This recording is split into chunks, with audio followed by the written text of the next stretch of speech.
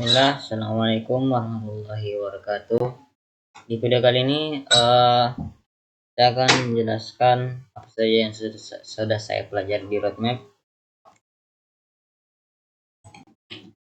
Kemarin saya bilang saya akan mengulang pelajaran saya, tapi ini itu saya akan belajar GitHub dulu.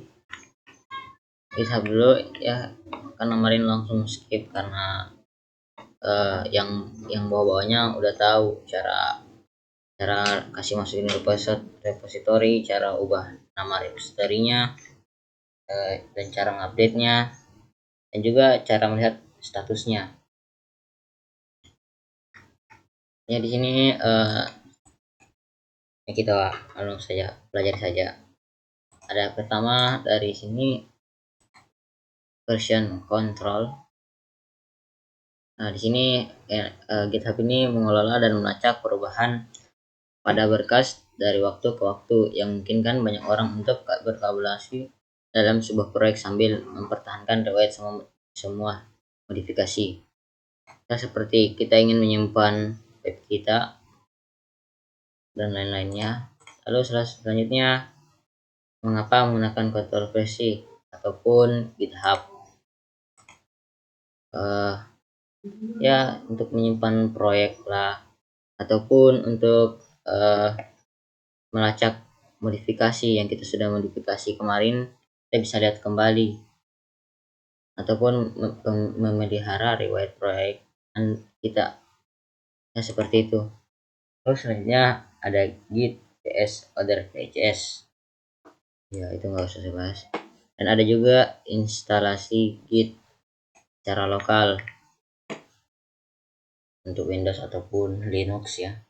Selanjutnya ada git init, ya ini untuk membuat repository ya, membuat repository baru.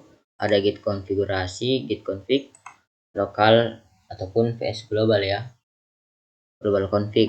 Lalu ada working directory, directory kerja. Nah, di sini directory kerja di Git adalah lingkungan lokal tempat file disimpan dan modifikasi sebagai bagian dari proyek. Ada staging area, committing change, ya ini committing melakukan perubahan. Misalnya kita sudah mengupdate kita punya kita tinggal tulis git commit, kita isi apa updateannya, seperti sudah menambahkan halaman login dan lain-lainnya. Terus ada git ignore, ini filenya ada kalau kita sudah kasih masuk di GitHub, biasanya ada, ini enggak ada ya, seperti itu. Lalu selanjutnya view commit history, kita bisa melihat riwayat commitment.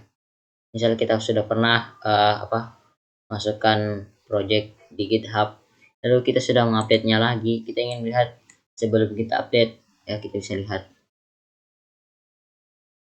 seperti itu.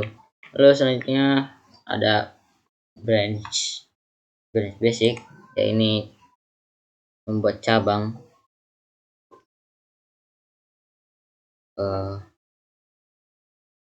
branch seperti ini ya, membuat cabang.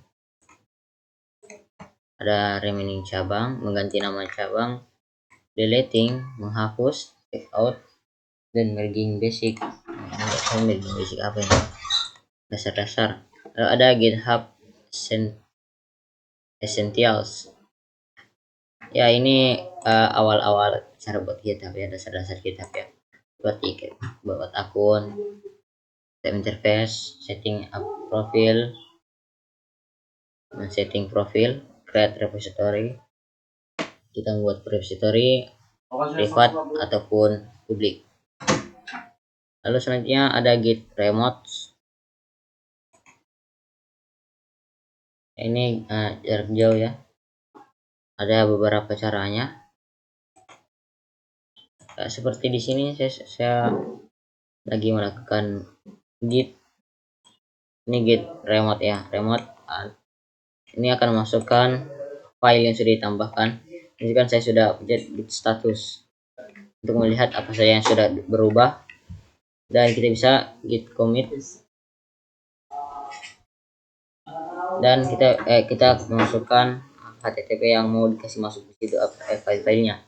Dari sini saya sudah masukkan berapa ya, ini kita tinggal enter aja